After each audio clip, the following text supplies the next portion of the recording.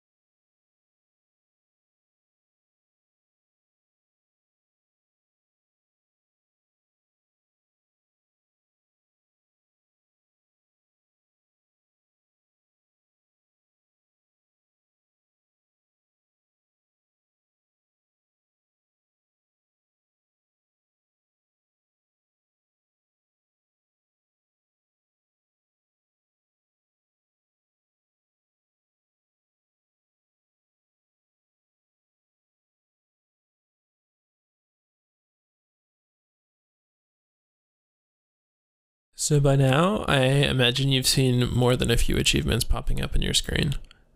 The achievement system is a catalog of unique feats that your characters have accomplished across your entire playing history, like a tapestry of accomplishment. By default, you can open up the Achievements tab with the Y button.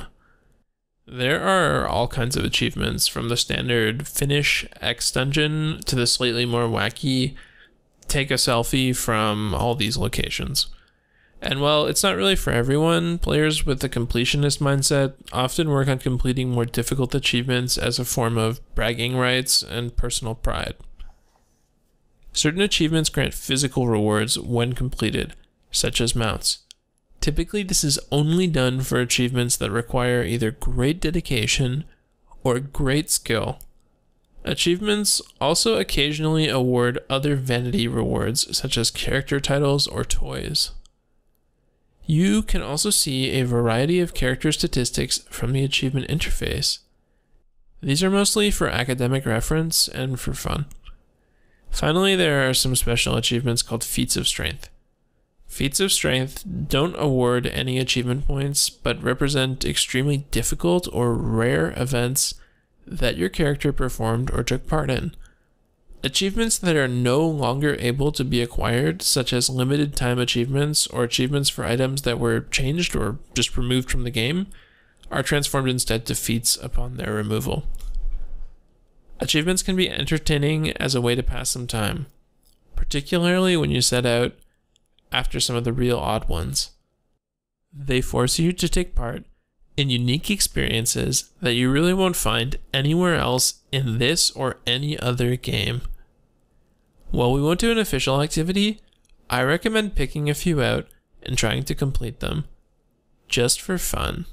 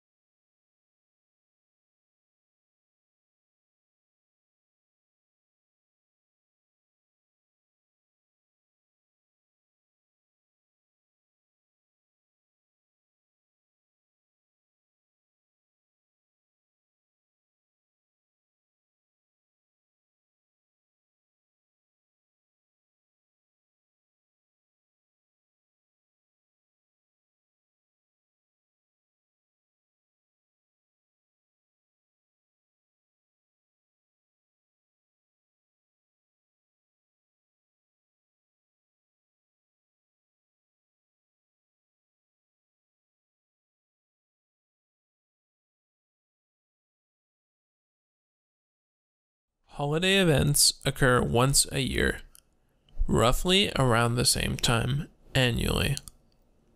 Nearly all of them are based off real-world events and holidays, and they provide holiday-themed distractions that only stick around for a very limited time.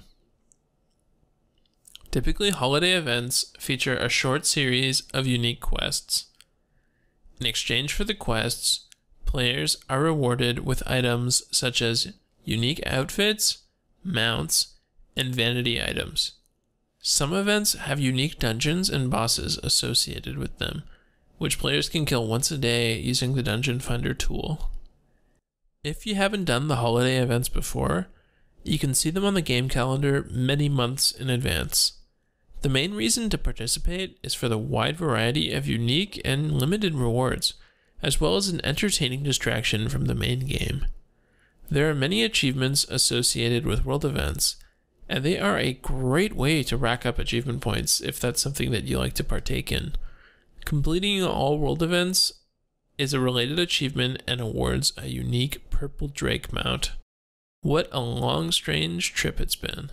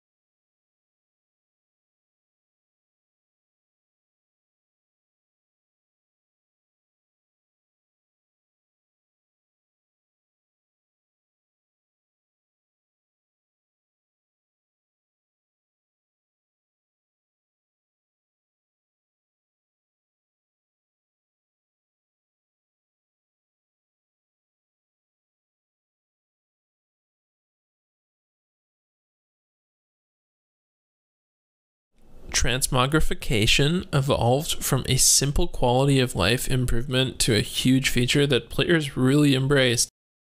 Transmogrification, or transmog as it's more commonly referred to, is a service charging in-game gold that allows you to reskin an item's appearance to another item of the same type. So basically you can just copy another item's appearance for gold. If you end up with a new Buckethead helm, don't worry, you can still make it look like those sweet demon horns. World of fashion, basically. Every time you obtain a piece of gear your class can equip, it's added to your Appearances tab, which is found under the same shortcut as Pets and Mounts, or Shift-P. Many players make a hobby to collect as many appearances as possible, so they can always have a new appearance and awesome outfit to rock anytime they want. Of course, you don't have to use the transmog system at all, but most players prefer to have influence over their character's appearance. The transmog system itself doesn't come free, but it won't break your bank either. Every piece of gear you transmogrify usually costs no more than 25 gold, but the duration is permanent until you choose to either remove the glamour or transmog over it. Only uncommon, rare, epic, and heirloom quality items can be transmogrified. For the purposes of their uniqueness, legendary items prior to the release of Legion could not be transmogrified. Legion legendary items, however, are able to be transmogged as they are part of the core gameplay instead of special or rare items. To transmog an appearance, you'll need to have an item of the same base type. Cloth can only transmog to other cloth, and so on, and helmets can only transmog to other helmets. You can also transmog items that aren't technically armor, such as tabards, enchants, or shirts. You can save items as sets, so they can easily be accessed for future use should you change multiple items at once. The item level of the gear you're transmogging to or from makes no difference. So long as they meet the armor type and quality specifications, you should be fine. If you try to transmogrify an item with the special tooltip, can be traded back to vendors for full price or can be traded to other players for a limited amount of time, you'll be met with a warning tooltip. Transmogrifying the item will permanently bind it to your character, voiding that ticking clock and making it untradeable. You'll find the ethereal transmogrifiers in major cities, marked by the purple helmet icon when you mouse over them. Always ask the guards if you need to be pointed in the right direction. There are also special mounts in the game, such as the Grand Expedition Yak, that allow you to transmogrify items wherever you are, but these mounts are very expensive and cost hundreds of thousands of gold. Let's move on and try it for ourselves.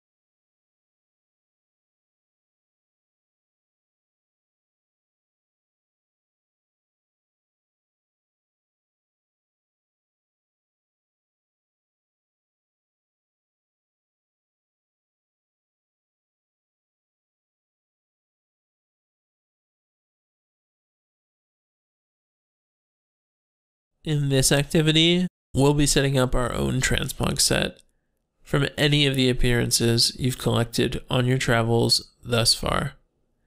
This will only take a few moments to do. Follow these steps to complete the activity. Head to any of the home cities. Ask a guard where to find the transmogrification station.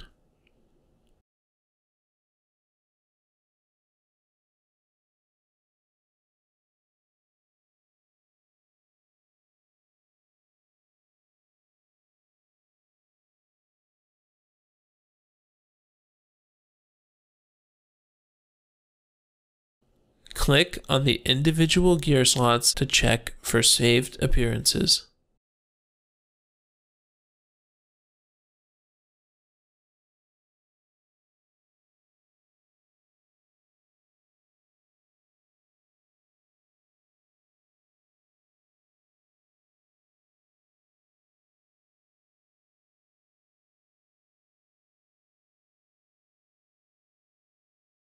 When you're all finished and satisfied with your appearance, hit Transmogrify.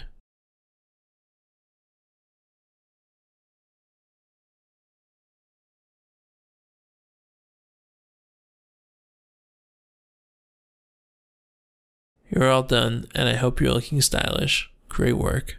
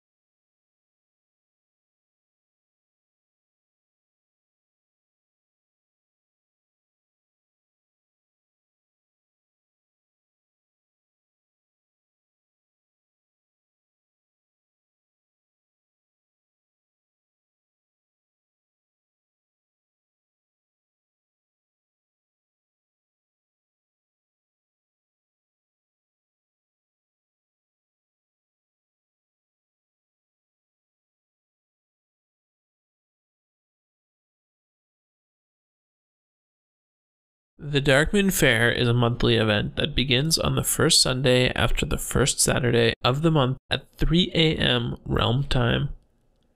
Darkmoon Fair Mystic Mages will be present in all major cities that players can interact with to travel to the fair staging areas, which contain teleports to the fair itself.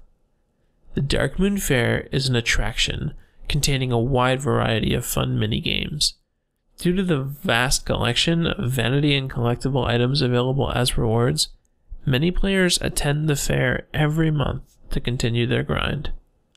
There's also a ton of achievements to be earned at the fair, if that's something you're interested in. I recommend checking it out the next time it's in town, which you can also see on the in-game calendar. Happy hunting.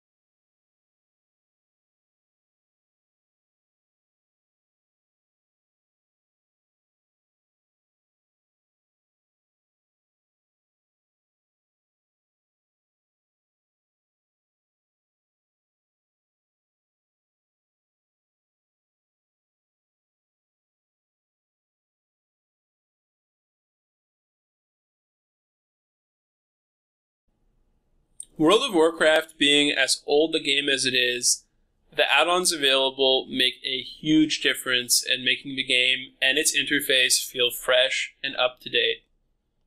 Blizzard, the developer behind World of Warcraft, has completely embraced the use of add-ons, and they are not considered cheating or even frowned upon by the company or any of its players. In fact, they're very commonly used, and most players are sporting at least one add-on. In this section, we're going to look up how to install and find add-ons that are right for you using the most popular methods. In our activity, we're going to install our first add-ons if this interests you, as well as taking a look at some of the popular add-ons out there. We're also going to look into the game's macro system, which allows you to automate many in-game functions like targeting or spell use. Can't wait, guys. Let's get into it.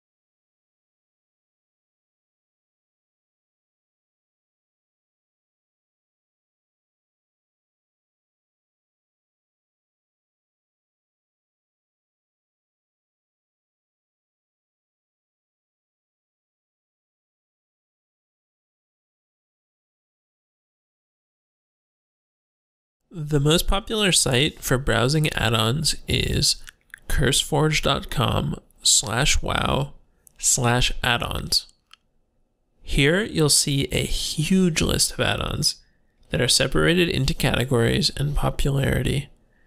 Many players use the Twitch client instead, which links to CurseForge as you can browse add-ons, install and unpack, and keep them updated all in the same space with minimal button presses.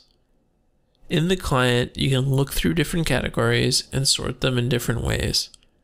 Many add-ons aim to optimize simple elements of the user interface, like improving the view of the player's bags or helping with checking prices on the auction house.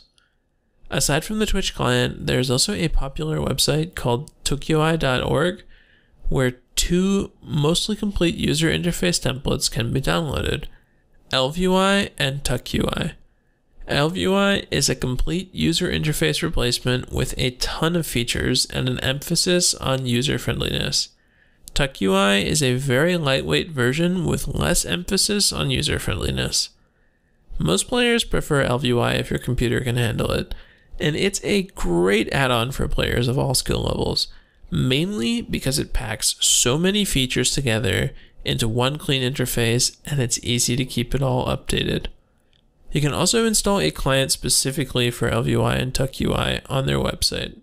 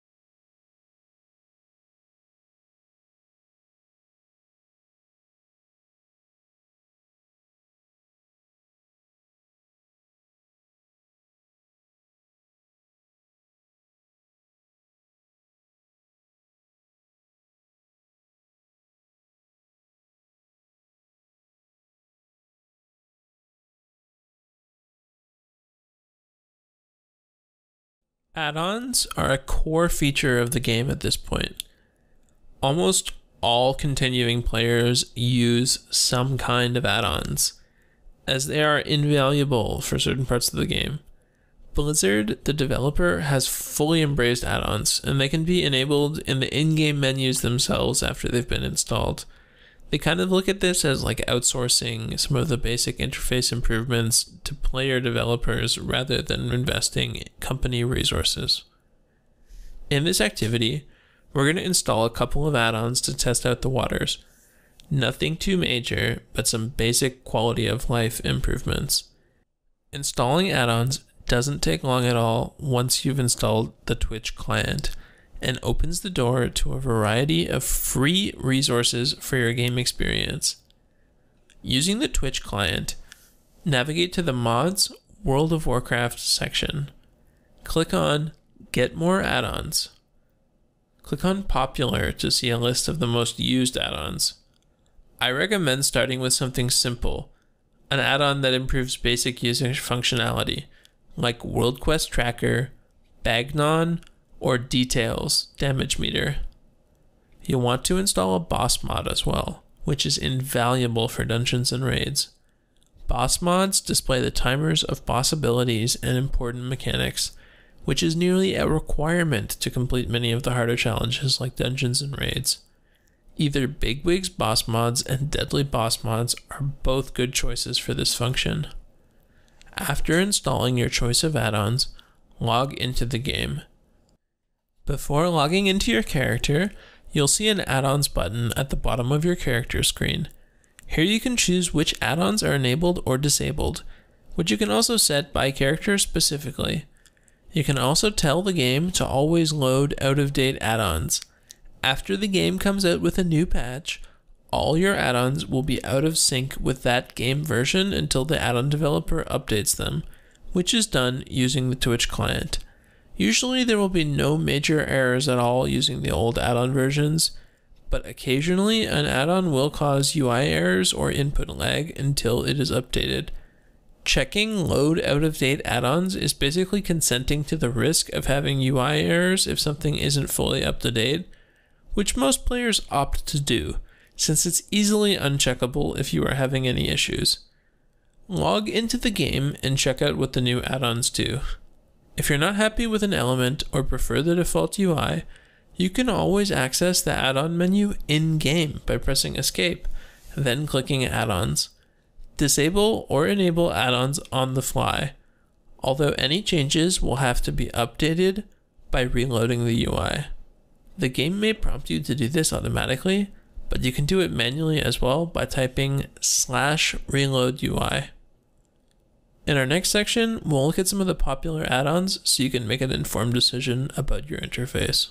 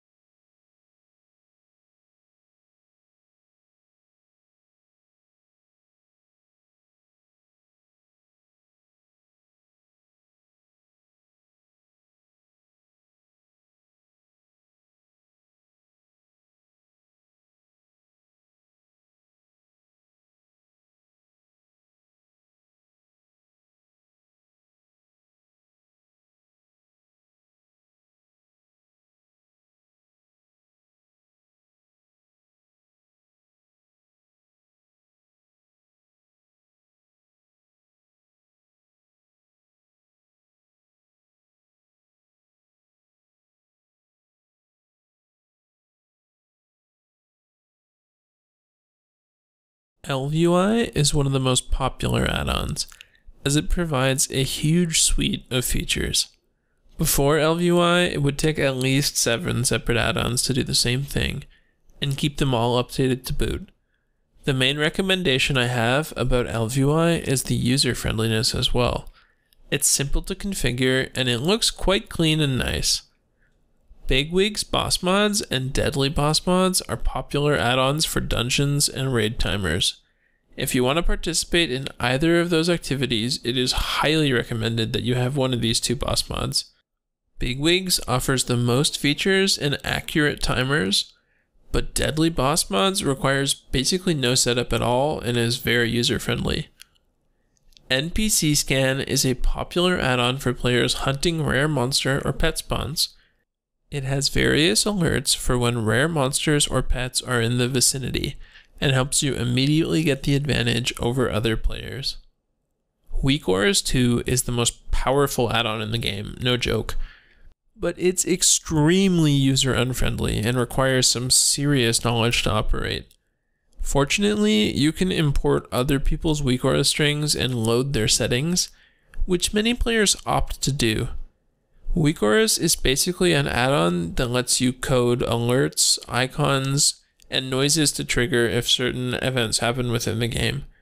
For example, if the boss targeted you with an ability, you could trigger a Wilhelm scream, prompting you to dodge immediately.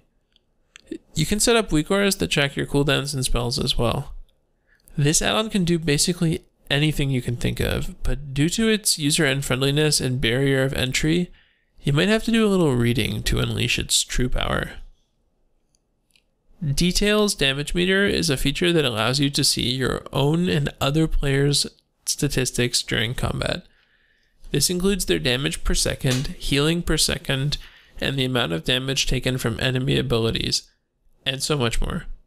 Damage meters are popular add-ons since players like to see how much power they're putting out, and I recommend Details as the best choice currently. Trade Skill Master is an add-on focused around improving trading, auction house usage, deal finding, and a lot more. Like Weak Auras, this add-on is a little daunting to get started with, but its extreme popularity with players who want to make gold has also led to a wealth of tutorials that can be found online and on YouTube. Handy Notes is another popular add-on, which displays the location of rare items, treasures, and spawns on your map. There are additional modules for this add-on that are specifically made for collectibles from the world events and so on, making this an invaluable add-on for completionists. World Quest Tracker is an immensely useful add-on at max level in Legion and Battle for Azeroth, and makes the daily World Quest grind a lot easier. Take some more time and peruse the rest of the add-ons list as well. If you were planning on installing ElvUI, I would recommend doing it first, as it fulfills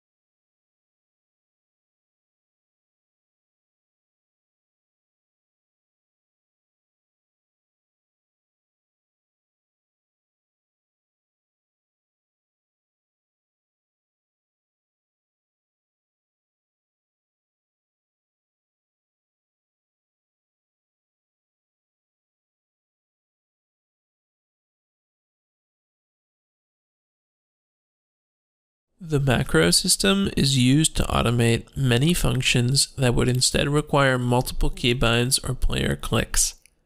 While full processes can't be macroed, things like targeting functions can be easily rebound and rewritten. You can access the Macros tab by typing \macro in the chat. Many players use macros for quality of life benefits, such as quick targeting.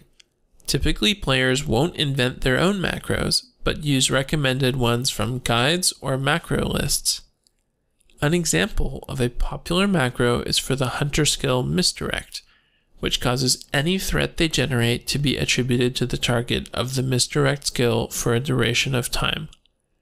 This skill is often used on tanks at the beginning of a pull to help them hold aggro. Many hunters will choose to macro this skill, especially if they are often playing with the same tank. Certain scripts will allow the hunter to automatically target the tank and cast Misdirection without even dropping their current target. Macros are often listed in class guides, and can also just be found by doing a search on the web, like a guide from icveins.com.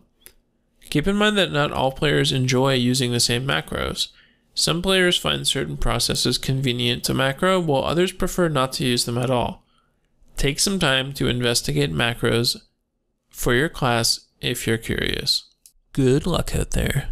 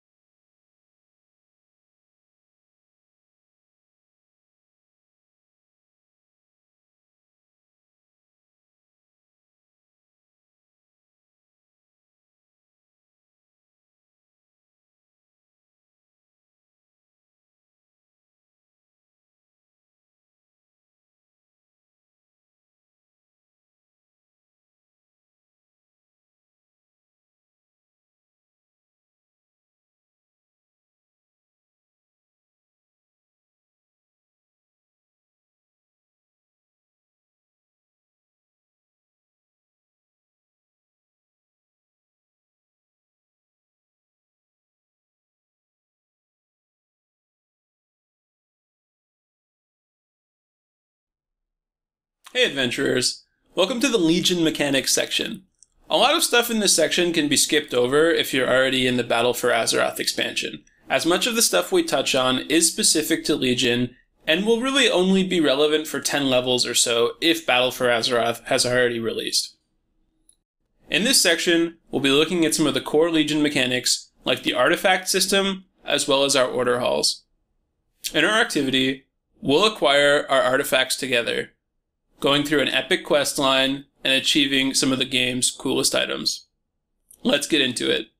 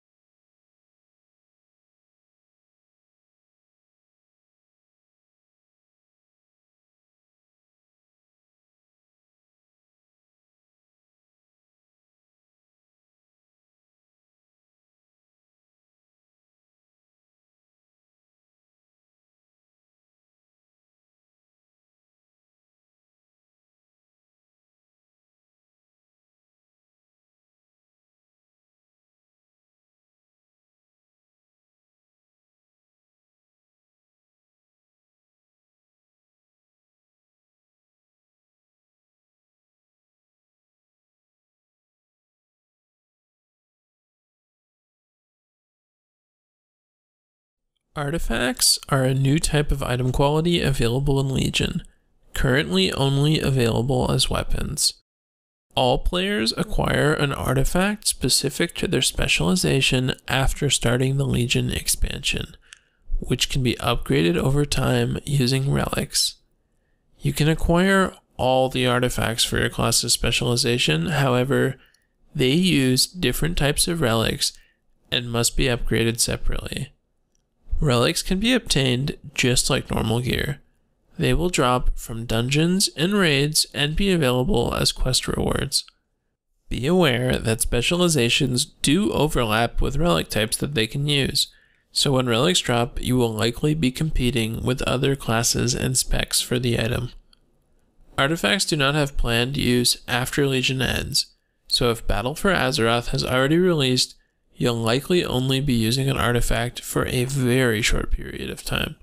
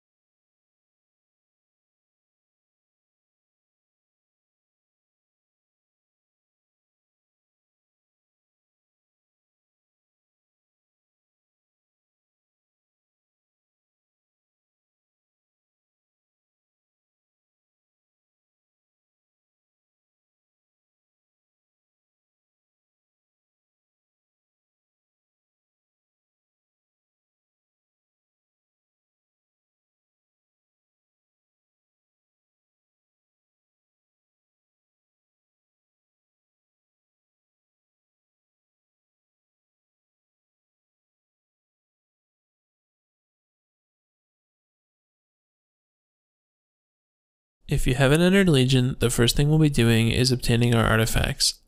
The questlines that lead up to the acquisition of these storied weapons are pretty neat, so I recommend doing them when you can for all of your available specializations.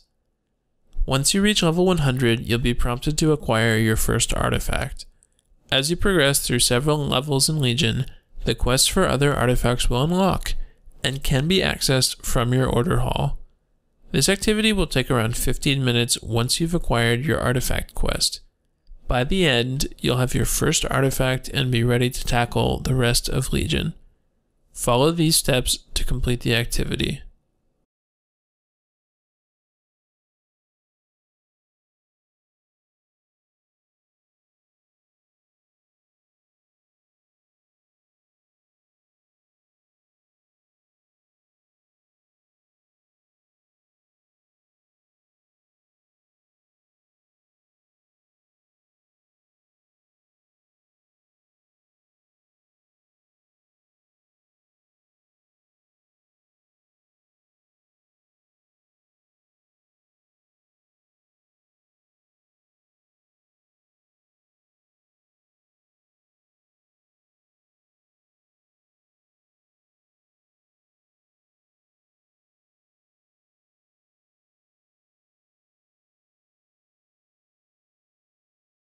What are you doing? Run, you fools! The demon is near! I'll guzzle your blood!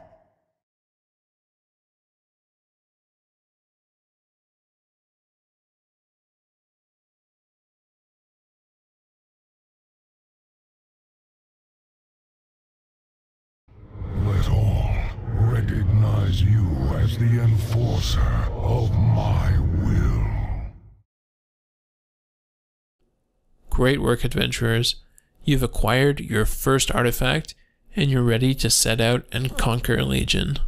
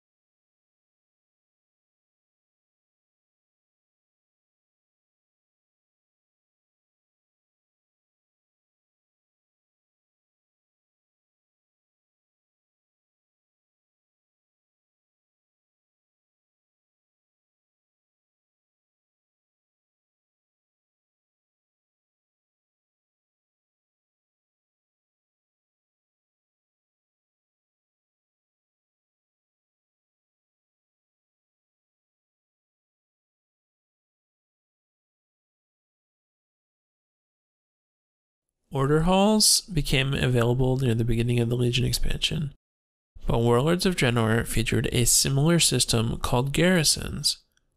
After finishing the Legion introductory questline, you'll automatically acquire the quests to set up your order hall. Order halls function as a base of operation in Legion, but will be replaced in Battle for Azeroth by a similar system. They are shared by all other players of the same class. From your order hall, you can imbue your artifact with upgrades, send out missions to acquire various rewards, recruit troops to fight for you, and work on questlines for both your followers and the expansion's progress. Order halls can be upgraded using a resource called Order Resources. Upgrades offer a variety of unique perks and are well worth engaging in. The questline will direct you to the upgrade NPC, and they are marked with a book symbol on your minimap. Order resources can be acquired from a variety of activities, but the principal activities are world quests, as well as the emissary caches you can receive from them. Blood of Sargeras can also be exchanged with this NPC in Dalaran for items that produce order resources.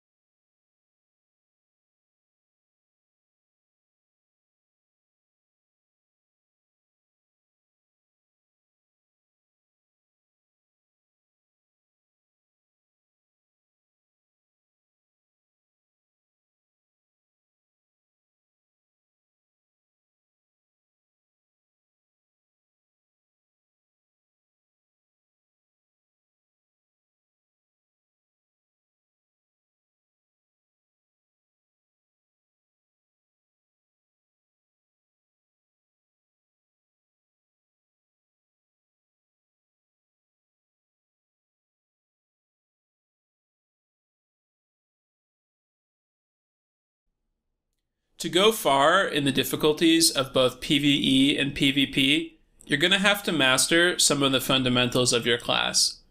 There are a lot of really great and specialized resources available to help you do this. In this section, we're going to look at all the stuff necessary to master the fundamentals of your class, from your rotation and ability priority list to how to perform your opener, which is the sequence of abilities that you perform first when entering combat. You can really deal a ton of burst when executing an opener, so nailing that is really important.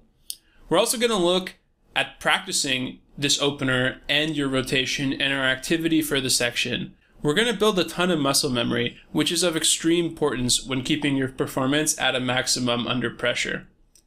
Finally, we'll take a second look at our stat priority and our talents, which can be adjusted at the end game for maximum effectiveness.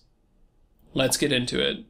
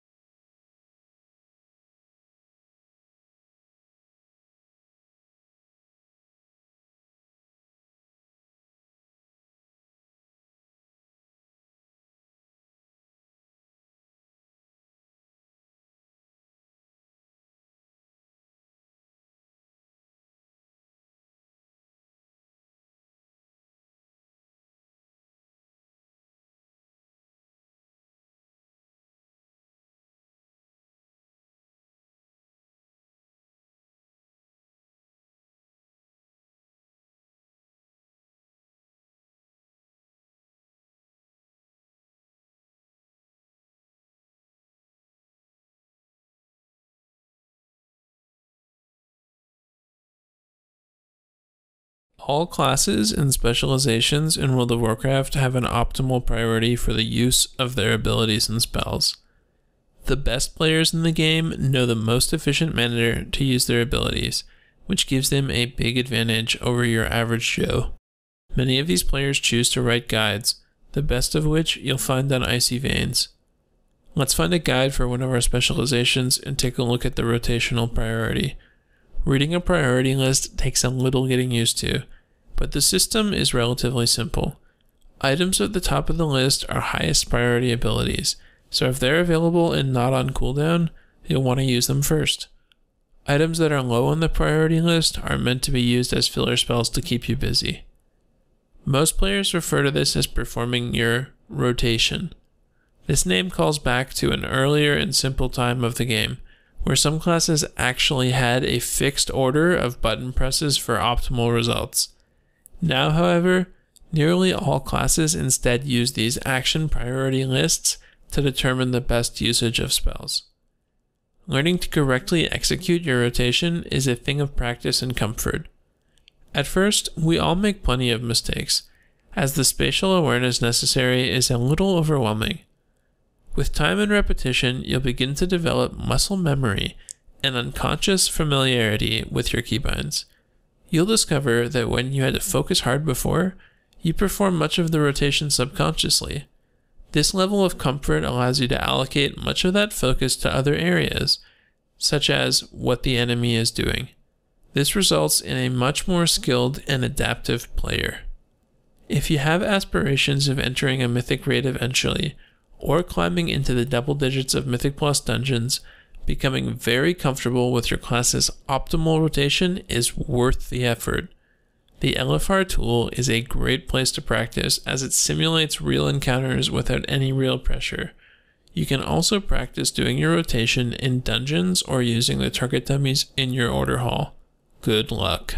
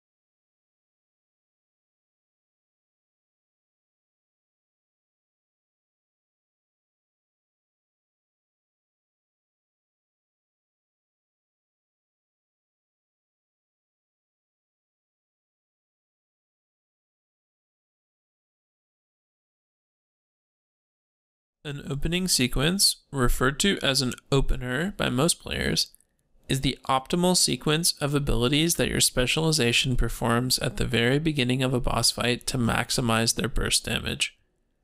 Openers are different from standard rotations, as there are special conditions that are true that can't be guaranteed with other parts of a fight. For example, all your cooldowns should be available at the same time, as well as all the other players in the group. Many groups, for example, will use Bloodlust or Heroism, depending on your faction, on the opener, due to everyone's cooldowns being activated at once in a group. Most trinkets will also activate or proc automatically near the start of the pull, adding to the extreme burst damage you can deal during an opener. The best way about learning your optimal opening sequence is also through the use of a guide. Openers are another aspect of the rotation that need to be practiced many times in order to become second nature. Due to the extreme amount of damage possible in an opener, however, they are well worth practicing. Having a poor opener can ruin your damage for an entire fight, whereas being rock solid often leads to a strong overall performance on the damage meter. Having all of your cooldowns in addition to Bloodlust results in a near exponential boost in damage, which contributes further to this effect. Coming up next, we're going to practice our rotation and opening sequence on the target dummies in our order hall or home city.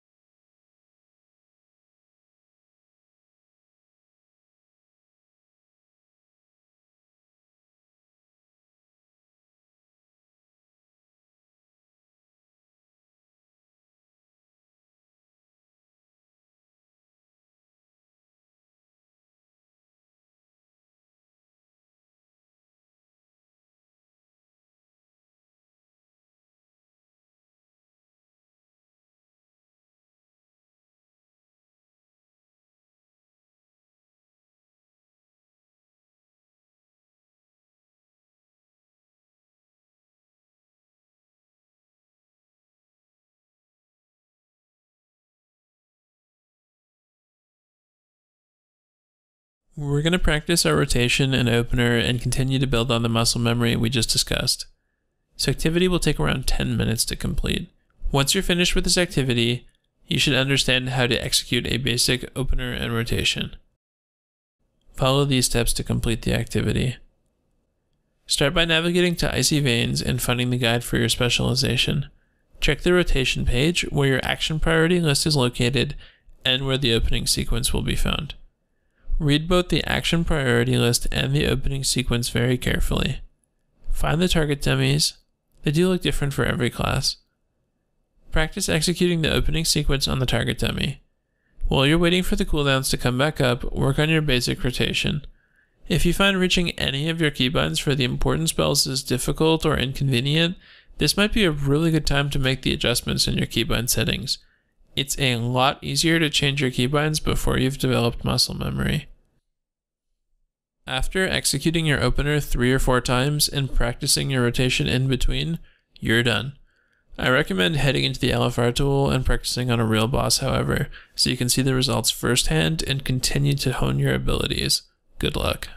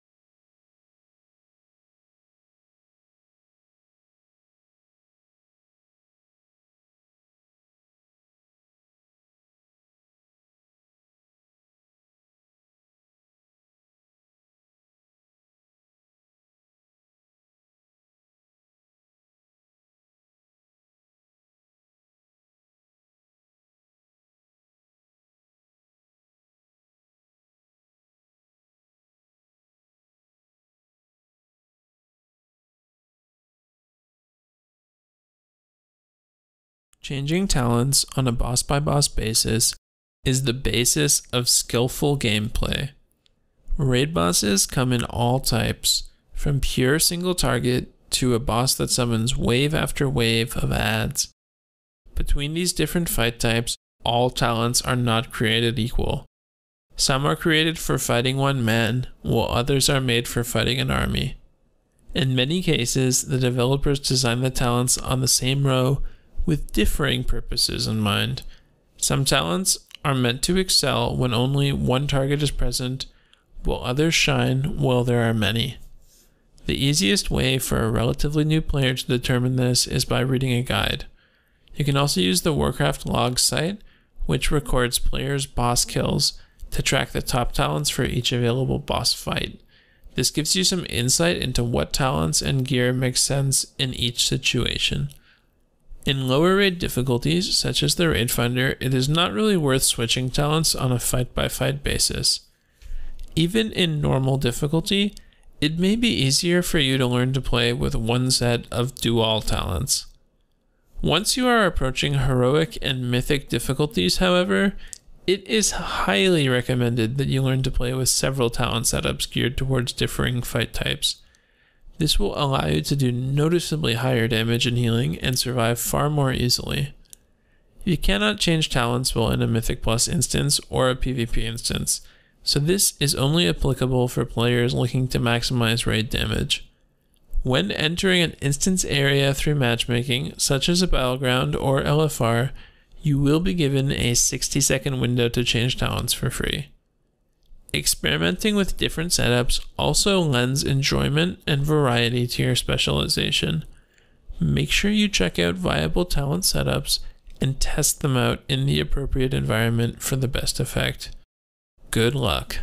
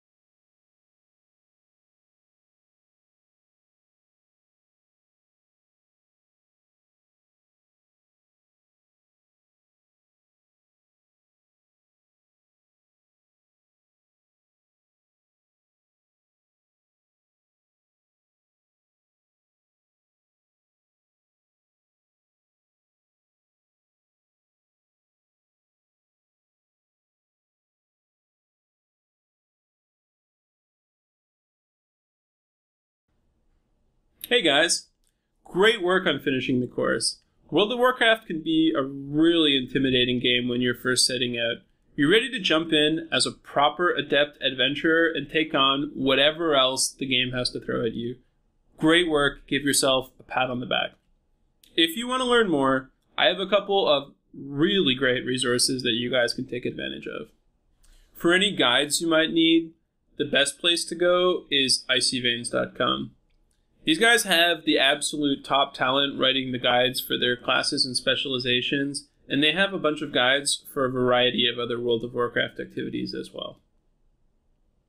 If you need to know where to find an NPC or an item, or you just want to mess around with talents and specializations, I recommend using wowhead.com. This database is absolutely the most polished available of the World of Warcraft fan sites, and I use it a lot for just finding out where things are. MMO Champion is one of the most popular sites for news and forum interactions. A ton of people are starting to move from the forums over to the Discord communities though, so here's a list of the popular ones shown on screen.